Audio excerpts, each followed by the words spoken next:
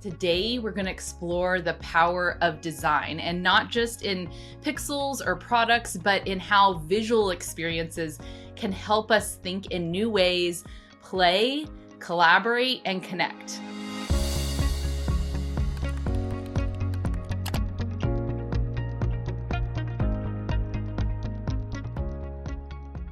Welcome back to the Building Thinkers podcast. My guest has spent more than 13 years shaping user experience for some of the world's most recognized brands and organizations. She's led UI design for Adidas and Reebok's global e-commerce teams, helped reimagine digital solutions at Backbase, and delivered creative work for clients ranging from Miro and G2 to the NHS and Red Hat. Her portfolio spans elegant interfaces, visual experiences that spark curiosity, and my personal favorite, which I use on the regular, and we're going to get into, her passion project, which is a 9,500 graphic hand-drawn illustration library designed to make workshops and presentations more engaging. Her work is simply stunning and oozes with talent and joy. And she doesn't gatekeep this talent, but instead she shares it so openly with others throughout her work, her collaborations, and her products. We'll talk about her creative journey, how to carve out your niche as an entrepreneur, and the impact of intentional design. Today, I'm so delighted to be joined by Lucie Agolini. Wonderful, Lucie. The first thing we love to start with is, would you describe for our listeners, what is it that you build? And then you can share kind of any of your journey of how you got there.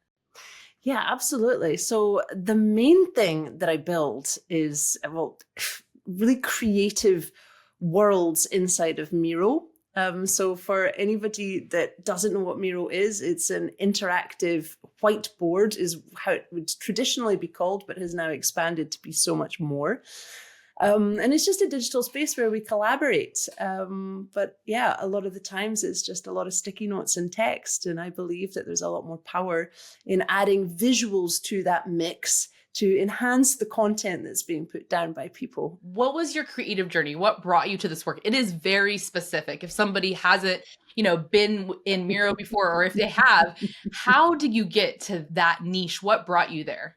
I've always been creative, and my background at university was computer animation, and I moved into UI and UX design, working with agencies and internally in-house. So I've had my traditional design background, and it's all looking at how users travel through digital experiences, what they see, what they feel, and how it works. Yeah, I mean, how did I get to that niche? It was the pandemic, actually. It was the real turning point, was being in the middle of a pandemic when everybody was jumping online. And these interactive tools or collaborative tools were coming to the forefront through necessity. Mm-hmm. And I have a friend, Shane Smart, who was really into these digital whiteboards at the time. He was using them avidly, and he introduced them to me. And he said to me, shall we design a party for our friends inside of, at the time it was Mural. That was the first one I got into, I must admit. But we designed this party in Mural. And we basically, we made an island with lots of links to lots of games, to chats, to dance parties. They were all different Zoom rooms. And it was this really nice online experience. And the Mural, which would be the equivalent of the Miro board, was a very visual landscape of different islands, showing you what you could expect when you jumped into those Zoom rooms. So it became this kind of complete experience, including airline tickets sent on WhatsApp, and encouraging everybody to dress up like they were going to an island. So just all in all, it was just very, very fun. And it sparked in me this kind of, just a big light bulb above my head. And it was like, wow, what else could you use this tool for? We've got interactive events. How are other people using it? And I saw that at the time that mostly, especially on the Mural side, it was very kind of abstract. It was just sticky notes, and then hopefully labeling the categories of sticky notes in the areas. But there wasn't really very much to it other than grouping your content together. And this was, I guess 5 years ago. So times have changed. I think there is an expectation to have a nice visual template, whether that's just looks good and it's polished, or is that taking it further and giving it a visual background and scene and environment? I'm curious if you can talk to us from your perspective about some of the lessons learned in visual design that might be important at this moment in time. Let's say you sit down with a new project. Where do you start? And I'm wondering if we can pull out some lessons learned from how you think about this and just your brilliance. So if I'm sitting down to just start with a fresh project, let's imagine there's a brief, because you should be asking the right questions, and not just what do you want and what do you expect, but why do you want this? What do we expect to change by doing this? And how will we measure the success of this? What value is it bringing? Who's it bringing the value to? Normally it's to end users, but there's also got to be a value to the business too. So you really want to collect that full spectrum of requirements before you can go and do any of the research and kind of design ideation. You're obviously going to be having conversations with key people as part of that project. This is assuming it's a collaborative one and not just you picking one out of your head, but otherwise pretend you're speaking to your users or the people who are affected by the project. Then we move into one of my very favorite phases, which is actually sketch out my thoughts. It's just word maps.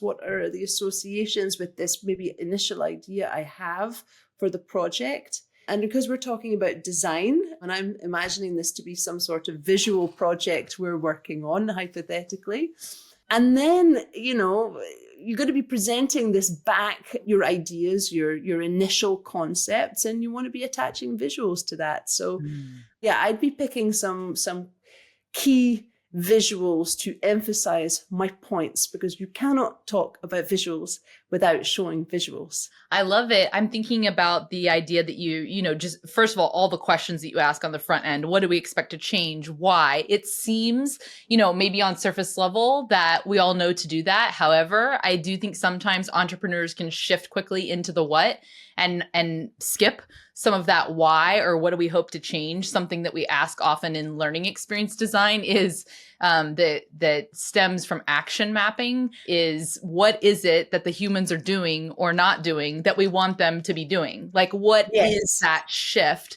that we want to see? And so I think it's really interesting where user experience design and learning experience design come together in so many ways when you're thinking about what you're hoping to shift there. And so I think that I wanted to highlight that point that you shared, because I think it's maybe sometimes assumed, but shouldn't be. Yes, absolutely. And assumptions are, not our friend. We want to have as few assumptions as possible. So when I was doing my research and I read a comment that one of your clients said, I want to read it back to you. It's on your website.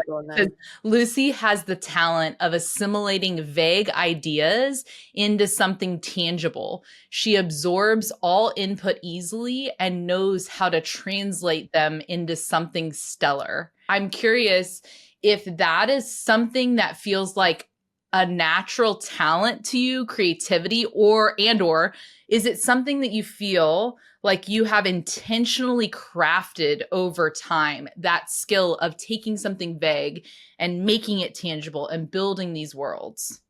And it's one of those, a little bit of both answers. I think it came naturally to me because I'm really detail oriented, which won't come as a surprise, my work. And so in order to understand, I don't like not understanding things. And so in order to understand, I will dive really deeply into all of the nodes of information. And then, of course, you have that moment where you have to wrangle that information into something that's workable. And while that came naturally to me, I do believe that through doing things over and over and over again, you realize that there are frameworks that you follow and standard patterns for how you can solve the same but different problem across industries and across projects, you can start to see how you could get to the answer, even having not done a project in that sphere before, because it is really about logical approaches to discovering the problem and understanding it, and to then exploring what solutions might look like, and then to validating them. And I think that's one of the drawbacks of visual design work, is it is very tempting to get straight into the visuals. Yeah. And I am a sucker for that. You know, it's all, I just want to just get in and start making it. But if you skip too far ahead and you miss out those crucial steps where you are, it's the why, it's the what, it's the how, without testing them, you know, validating it with users, validating it with experts in the field, whether that's internally or externally, you run the risk of, going too far in a direction that just wasn't quite right. You know, because visual design makes things can make it look amazing. It can maybe sometimes hide the fact that it wasn't actually that amazing. It just looks great. I love that there's this, like, the initial visual appeal is almost one layer, and yet there's depth underneath that if you know kind of what you're doing and what you're looking for. Lucie, you live in this world of visuals that are the center of much of your work. Why should people care about visuals in their design and work? Oh, they should really care, especially because it really doesn't take very much to bring something to life. When we look at screens of text on a page, like, we can do it. We've done it for decades and decades. That's how we've worked. But when you add visuals into that in layers, like, it just completely transforms the experience. So, like, you can start off really simple.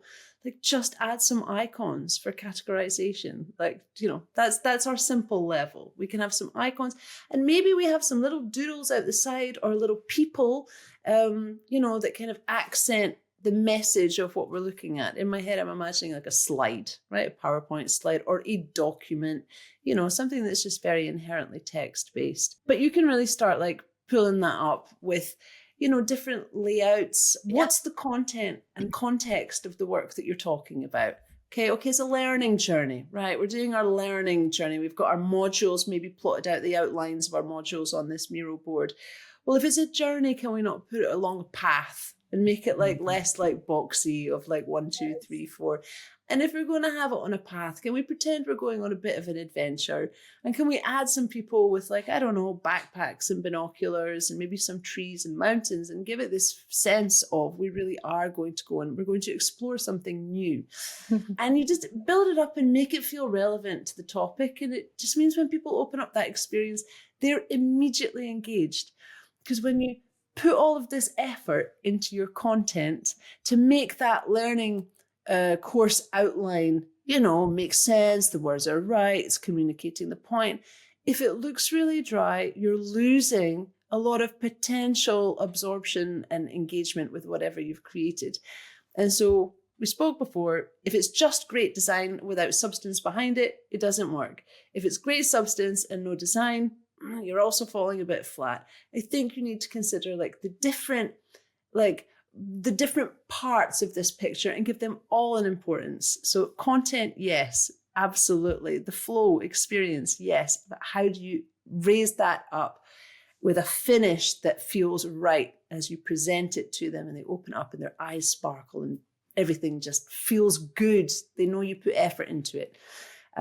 So yeah, I think that's the Holy Trinity right there. What is it that you see other people maybe in similar spaces? What do they overcomplicate about this topic? Whether it's, you know, we can take user experience or design more broadly. What is it that people overcomplicate?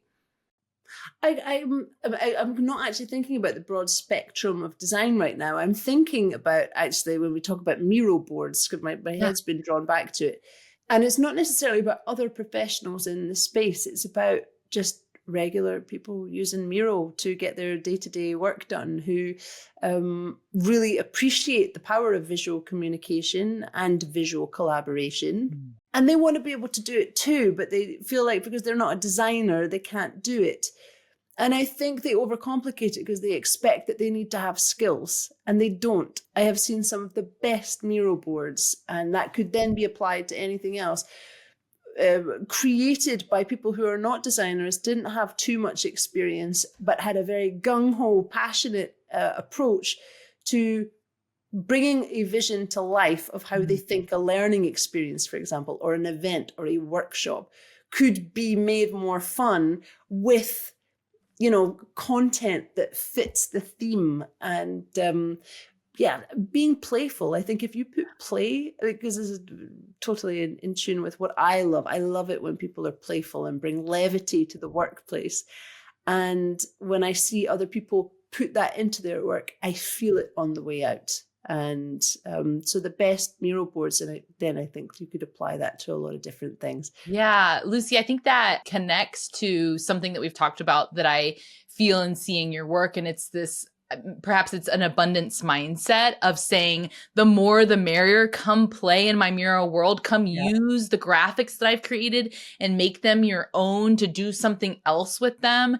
And so can you talk to us about the idea for your passion project and how that started and where that is now? Because it really has impacted my work in such an important way. So I love hearing how it's impacted your work. Like that really tugs on the heartstrings, because that's why I made it. I made this illustration library for people like yourself who, can't draw but want to have drawings on their Miro boards. It was actually born before that as an idea. It was born because I personally was looking for some illustrations, and I wanted illustrations across a wide variety of themes. And I thought, wow, wouldn't it be amazing to just have an illustration set that just covered everything you could possibly need kind of idea. And it was at that same time that I'd kind of become familiar with Vocablo and the bigger picture and the Doodle Revolution, which are all kind of part of the same visual thinking family. And people, making their workshops very visual. And I thought, there's this kind of common theme in terms of their style. It's these kind of sketchy hand drawings on the blank page that look imperfect, and they don't have too much detail. And they're just really, really lovely and feel very human made, but they bring the page to life. So long story short, I combined the two ideas of having the biggest illustration collection I could possibly create, plus giving people the opportunity to adopt that visual hand-drawn style into their work. And I made this illustration library that you can drag and drop icons, illustrations straight onto your board or your document or your Canva template. And that was, I launched 2.5 years ago. Oh, Lucie, it really is incredible. And the other thing I'd love to add, and we'll put the link in the show notes to Canvas, the library, and so that folks can see it and check it out. One of the other notes that I had that I like to share with Lucie is that I truly mean this, I do not think I have experienced more value add after I've purchased something than with your product. I'm not a paid sponsor to say this. It's just not, I promise. This is amazing. No sponsorship. It's just once I'm in there and using it, and then suddenly I get an email from Lucie that's like, I've added 500 more icons to it. And I'm like, I don't have to pay more for it, and I already have it. I mean, it's incredible. So it lives in lots of if you've come to my workshops or seen my presentations, you will see a little bit of Lucie love in there from Canvas. So thank you so much. We're both freelancers. So we live the solopreneur lifestyle. And I like to think of myself as an extended member of my clients' teams. I find myself really quickly saying we for my different organizations. And I love longer term projects where I can really build relationships and be connected with folks. I've figured out that that's where I like to be. And so I'm curious from your perspective, for all of our entrepreneur listeners out there, can you speak more to what you've learned about that part? How would you advise somebody on the business side of what you see? How do you think about that? Anything around there? Big giant question. As a designer, I still shudder thinking about the business side of things. And I really do. Well, I mean, there are many designers, of course, that will have the right brain for it. I don't. I'm not interested in all of the everything that it takes to create a successful design business as a standalone unit. But you are forced to do things that you don't like out of necessity. So I guess if I were speaking to somebody who were just starting out, I would remind them that their network is their biggest friend. Like, who have they worked with in previous companies? Who have you worked with? Do they have, space or opportunity for you to come in and do the thing that you do really, really well? How can you potentially, if it's a match, if you're just looking to get those first kind of projects in, to get those referrals and to get the money rolling and to get the confidence and just, clients under belt, reach out to your network. Because I think at the starting stages, we can't really be too fussy. We ain't getting dream clients. And actually, sometimes dream clients don't turn out to be so dreamy. That's, sometimes it's the really understated businesses that are still large, but not like the ones you see on billboards. The really nice clients. And that's a nice lesson to learn, actually. Yes, that is important. It's really important. Contract is important. Anyway, these are basics. So these are probably too basic for your audience, but no, it's not too basic. No, it's important. It is important to get contract. I still know people that work without contracts, and I think, oh my God, can we sort this out? I might have a sleepless night on your behalf. Yes. I've talked before about how I think the like line items of the scope of work and clarity there is so vital. Like those, for my work, those are the lines I go back to make sure A, I'm delivering on what I said I would do, and B, that we are aligned with the client on what I think they're asking for is what I'm giving them. So that part is, and I did have to learn that for sure. Like they would be too vague at the beginning. I'm like, no. Like now I know exactly what I need to ask. I've got one, and I'm going to tell, I've never told anybody this one, and now I'm going to do it on your podcast. Yes. This one is a big lesson. Don't do, scope of works or contracts. Like if you're feeling sick, under the weather, or if you have too much work going on that you can't really give that piece of paper, metaphorical piece of paper, the attention it deserves, then find the room and the attention to do it. Or wait, because I did earlier last year, I made the very big mistake of, this is a design project, bear in mind, so you get a number of revisions. I did not include the number of revisions, which I always do. I don't know how I managed to skip this one out, but I didn't give them the number of revisions in the wireframing concept stage. And secondly, this was like a map of an organization. So, we're talking about mapping out like the ecosystem of their teams and their products. But the original concept they showed me was quite small. I did not give a maximum number of areas or objects. And therefore, through having unlimited revisions, until I just had to call it a day, and not giving a cap of how many elements. This is really embarrassing, but it was only last year, right? But the amount of time it took me was 4 times as long as I thought it was. Like the ramifications of allowing that early stage to explode had ramifications, effects throughout every phase of the process. And it was embarrassing to, have been doing freelancing as long as I was and to have made such a elementary error. And I was able to kind of resolve it through communication, with the client. I learned a really big lesson. It's very sore to be working for 3/4 of your project without pay. I mean, that's just ridiculous. Lucie, I really appreciate you sharing that, because I think this is one of the reasons why I have this podcast. This is why I keep going and why I, why I get back on, why we figure out, who we want to talk to, all of that, because I think there's not enough conversations like this that are just real people doing, neither of us are famous out there, just doing the work. And then, in kind of mini public, like, because this podcast is public. Yeah. And being able to say, like, I learned this lesson, and maybe it helps somebody listening be like, I'm gonna check that scope. Yep. I'm gonna add that line. I'm gonna over communicate in that stage. And I think you've also normalized that we don't have to like every part of our work, especially as if you're a solo entrepreneur and you're running your own business. The odds are you're not going to like every single piece of it. I also do not prefer invoicing. I don't prefer any of the stuff around like money. I just don't like it, but it's really important to keep the business going. And so I have learned how to reframe some of my thoughts around it in a different way as I've seen my impact, as I've grown in confidence.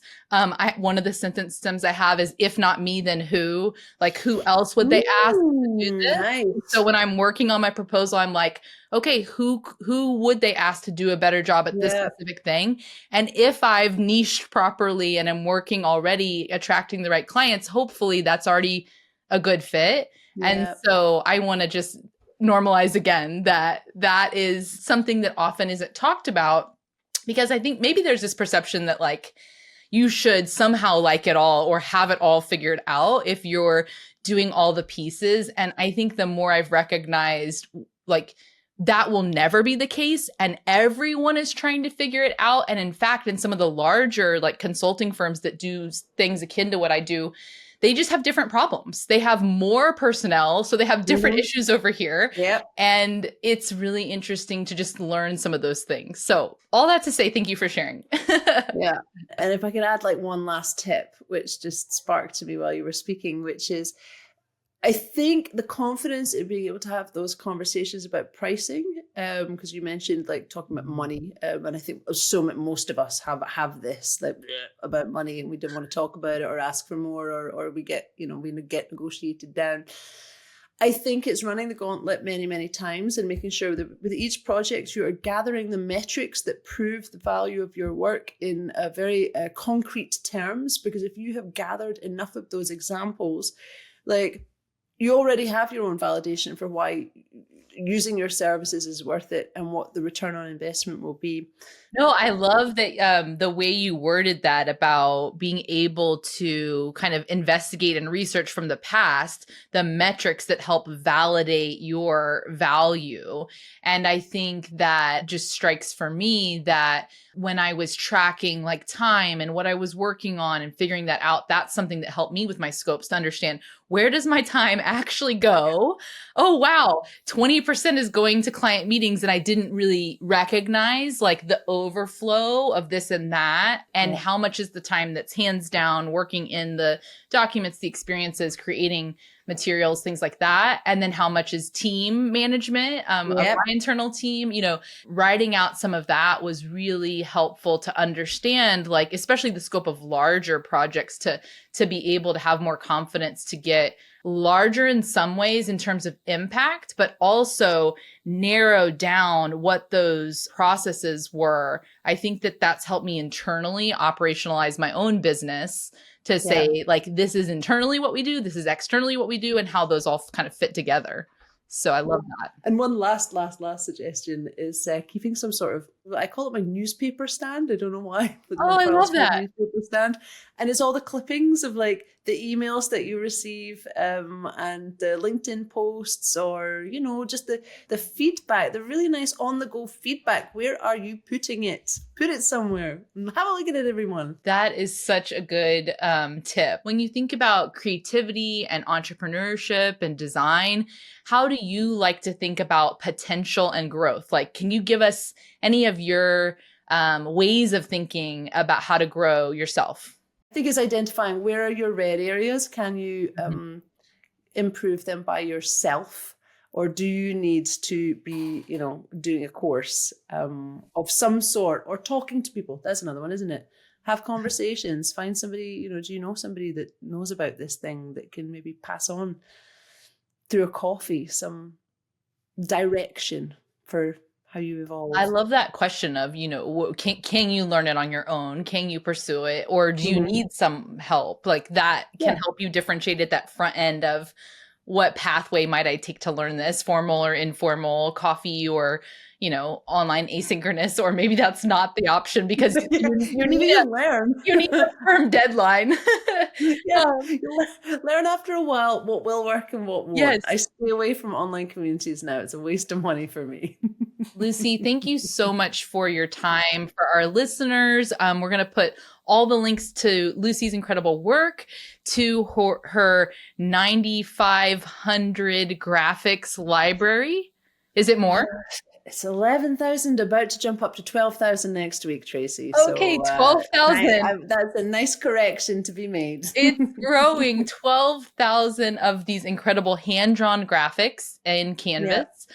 And so we'll put that link in. And then if you all would like to see what they look like in action in our Building Thinkers work, you can subscribe to our newsletter. See what I did there? Because in the newsletter, I make a blueprint for thought that goes with each of these episodes. And so we'll make one for this episode and you will see these characters, maybe one climbing up a mountain with a backpack. I really like that one. Yeah. One of my favorites is the telescope that's going with the stars and space. Love that one. So we'll make sure that all of our listeners get to see more about that. But thank you so much, Lucie, again for your time. Thank you very much. It's been a pleasure.